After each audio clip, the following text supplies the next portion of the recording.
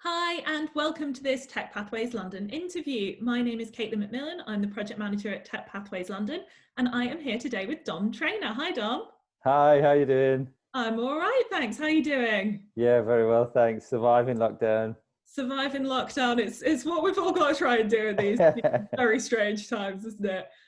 So, Dom, could you introduce yourself to people and tell us what you do for a living? I am the education evangelist for Adobe. I look after Europe, Middle East, and Africa. And really, that is a kind of fancy sounding title for teaching people or schools generally. I work with primary and secondary schools, sometimes work with colleges as well. Is teaching them how to bring together traditional skills of teaching and learning with digital skills as well. That sounds very exciting and very apt for this time of remote learning as well. So, Yeah, how did absolutely. you how did you get to where you are today? I did a PGC when I was 26, and and then and it was a primary PGC specializing in modern foreign languages. And I did a placement abroad in Spain, and went into school and became a primary school teacher. And after I'd done my NQT year, I went and taught in an international school in Spain for a few years. That was really cool. And it was sort of the time, it was kind of at the time when, interactive whiteboards had come in and they were a big thing. And there was a few iPads kicking around and flip cams were big. I mean, people on this call probably just won't even know what a flip cam is, but a flip cam, do you know what a flip cam is? No, I don't. It was basically a kind of handheld device that looked a little bit like a mobile, but the kind of and it was basically just a video recorder. But the really cool thing about it, which is going to sound so lame, the really cool thing about it was when you push the button at the side, a USB stick came out, and then you would plug that into the side of your computer, and essentially, your video camera would just become a hard drive then, and then you could just play from it or download onto your machine or whatever. And it was just really cool. We used to, so I'd studied English literature at university, as all the best people do, like yourself. And I studied English literature, and so I was really big on that when I was teaching. And I used to do a lot of stuff on video. I would do things like record songs in Spanish. Like the kids would, record songs in Spanish, and then we'd look at them again and then say, did we get the accent right? Are we saying the right thing here? What do these things mean? Using it as a sort of recall device as well. And then, we would do them for PE. We would record things and say, okay, was that the right thing? Is that good technique? Blah, blah, blah. And then, but the main thing that we used it for was English. And one of the big things that I found was that, I used to, I have a background as a drama teacher. And so I used to, love doing loads of interactive stuff with the kids. And one of the things I found was that English generally would be quite a, what's the right word to describe this? Kind of quite a sort of stationary subject, and sort of like sit down, get your book out, get your pen or your pencil out, look at this on the board, write it in your book, bit of discussion. And I kind of thought, that's not what English is about. English is about communication, and that's an everyday life skill.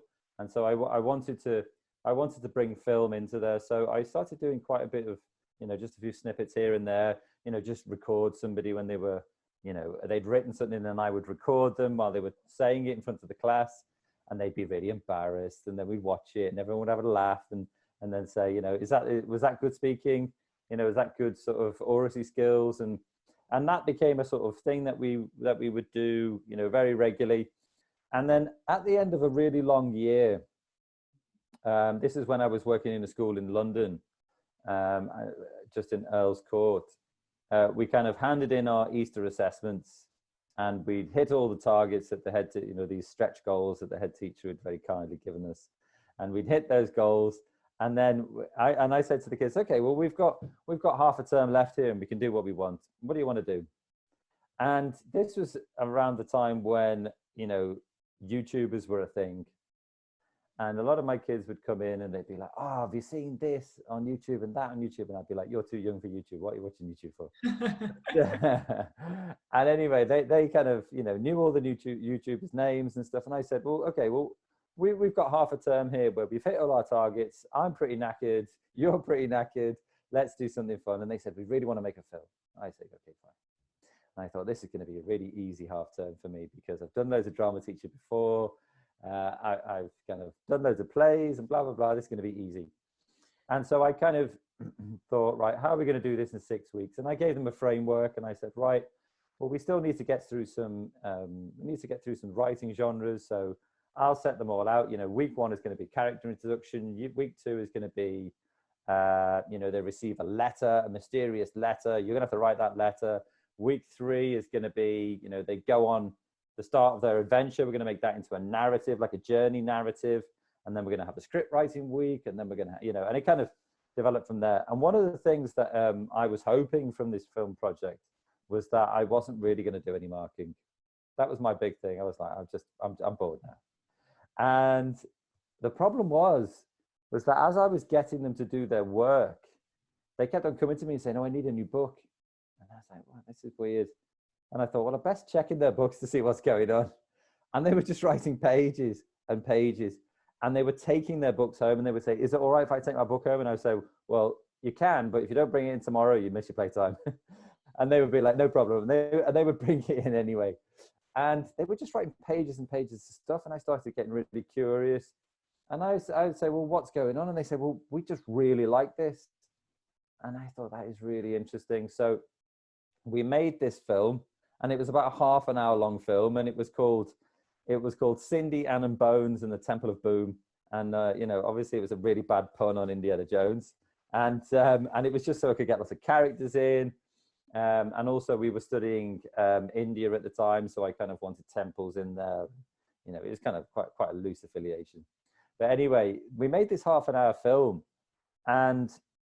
but they had written so much work in their books, and everybody had responsibility for a certain part of the film. And so it was very personal to them. And I thought, well, this is really, really interesting. And so I'd done Easter assessments with them. And I thought, well, I'm going to assess them again now at the end of summer. And they made 6 months progress in 6 weeks in that last half term. And I was like, hang on a minute. I thought I was quite a good teacher. Like, how come I didn't make as much progress as that when I was following the standard route of, you know, teaching English and all the rest of it? And basically, as far as I could work out, it was because we were bringing together, you know, traditional English, but doing it in a way that they really, really liked. And then matching it up to, you know, using digital skills, and they were using Windows Movie Maker. And they made their own edits of this film, but I made the master edit that kind of made a bit more sense and picked bits out from different people's things. But, you know, they very much had an input in terms of like transitions and which bit of the scene goes there and blah, blah, blah. And we did voiceovers together. So anyway, that was really, really successful. And then I was asked to be part of something called Emerge Education, which is an education accelerator looking for new ideas in the classroom. And so I pitched that, you know, bringing filmmaking into the classroom would be a really good idea. And they, you know, they accepted it as one of the ideas. And so for, I think it was about 4 or 5 months, we had some seed money from Emerge Education, and they gave us a lot of business training on how to turn your idea into a business. And I set up a thing called Lit Film Fest. And Lit Film Fest was a social enterprise where we would help schools in order to bring technology into traditional teaching. And so, you know, we did that for, you know, Lit Film Fest is still going, but I've left Lit Film Fest now. And that, you know, continues to grow and work with large partners like YouTube, and, you know, work with Adobe as well, and BBC and House of Parliament. And you know, that was a really it was an incredible ride. And I was working more and more with Adobe, and then suddenly they said, you know, a job came up to be the education evangelist for Europe, Middle East, and Africa. And I said, you know, that sounds really interesting, and you know, that's where I am today. Fantastic. And could you talk us through what what a recent workday in the life of an Adobe Education Evangelist looks like. Well, it's very, very interesting in lots of different ways. So, I mean, a typical day, it's very hard to nail down a typical day, but say, for example, there was, I went through a period recently where I thought what I really wanted to make was a series of challenges that, you know, kind of Key Stage 2, Key Stage 3 students could take on in order to build up their own digital skills. And so I had about a month period where I was developing an idea for, you know, which matched the national curriculum in terms of, you know, things they had to write. Maybe it was like instructions, for example, but then how they would do that in digital skills. So I made a project called Lunch and Learn, where they would write instructions on how to make a typical lunch, and then they would use their writing in order to create a kind of Ready, Steady, Cook style video where they, you know, sort of made their own cooking program. And they talked about nutrition, which is one of the things on national curriculum. They went through those instructions. They were also learning communication skills like presentation skills, but then they were also learning the digital skills. And so I spent, I spent about a month in this very room, actually, just putting together 24 videos, scripting them all, editing them all, and then putting them all together into a kind of a challenge sequence that we then sent out to schools, and lots of schools use those as a way to bring sort of, you know, English and ICT skills together. That's really interesting that you say that as well, because it sounds to me, and I've had a nosy around some of these resources, that those will work really well in this kind of blended learning model that we seem to be edging towards, where if there's some kids who are in the classroom, some who are at home, actually the ability to use that digital technology and have those challenges and those kind of projects seems to be really lending itself to this brave new world of technology in the classroom. Yeah, I think so. And I think, I mean, maybe from a personal point of view, one of the reasons why I wanted to do it was because, you know, to a certain extent, I enjoyed school, you know, a sort of, you know, academically, I mean, both my parents were teachers, so academically I did well because, you know, they sort of supported me in that way. But one of the things that really frustrated me about school, that there was no production element. And that's the thing that really gets me about education now. I think, you know, certainly if we're looking to, I mean, there's kind of two schools of thought, isn't it? Sort of school should all be about learning and broadening your, you know, I don't know, like depth of knowledge and understanding different subjects and all the rest of it. But one of the things that I really struggled with at school was, you know, I would do a piece of work and I would write it in a book, and then I might get a mark or a, you know, a tick or whatever, and then that page would be turned over and nothing would ever happen with that again. And when I left formal education, I really struggled with the idea that, oh, like the world of work isn't like this at all. Nobody really cares about that. The world of work is all about production. It's all about seeing something from the start right through to the end, and for there to be something which you then present to either, you know, hopefully a paying audience, or maybe external stakeholders, or, you know, people internally. But generally, you don't do things in isolation, which people never look at ever again. You do things as part of a project because you're looking for some kind of particular outcome or some kind of goal. And one of the things I really struggled with when I came out of university was nobody really cares about how I'm putting together my academic thoughts or academic projects. They now want to translate that into real world projects. And I didn't have any experience of putting together a real world project.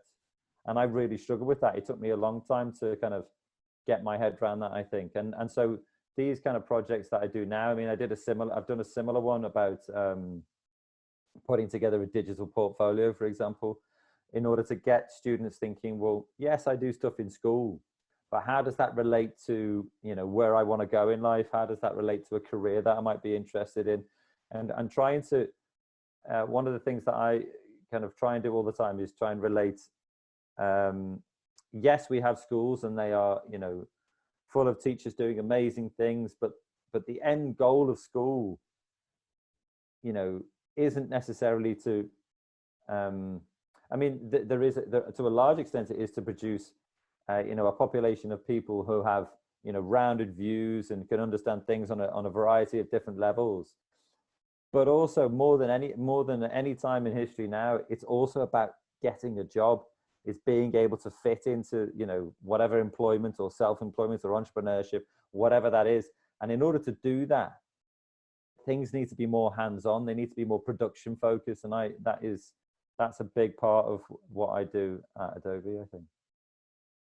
And talking of your portfolio sessions, we're actually going to be we're recording this in September of 2020. And over the next couple of months, we're going to be running some sessions with Dom. So I'll put the links to those within the description on this interview. But we're really excited about those sessions. It's like one huge plug, this, isn't it? It is one huge plug. It's going to have graphics at the beginning, everything. I've become completely shameless, and I don't apologise for it because I think our resources are great. So kind of looking at following on from that, and I think my final question to you for this interview is, both in school and out of school, what digital skills would you encourage young people in practicing and developing in order to set themselves up best for entering that world of work? Yeah, this is an interesting one, and I think obviously the current situation has really accelerated thoughts and, you know, the development of ideas around that. Now, one of the things that I think is that certainly in the education sort of sector, there is this idea of, okay, if you're doing a creative media type of subject, you need digital skills. But if you're doing English or maths or science or history or whatever, those skills, whatever, nobody cares.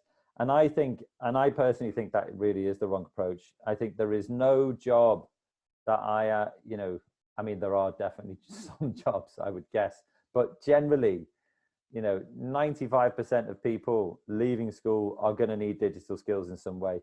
And that will mean, like, if they become a plasterer, for example, if anyone knows any good plasterers out there, send them my way because I want one.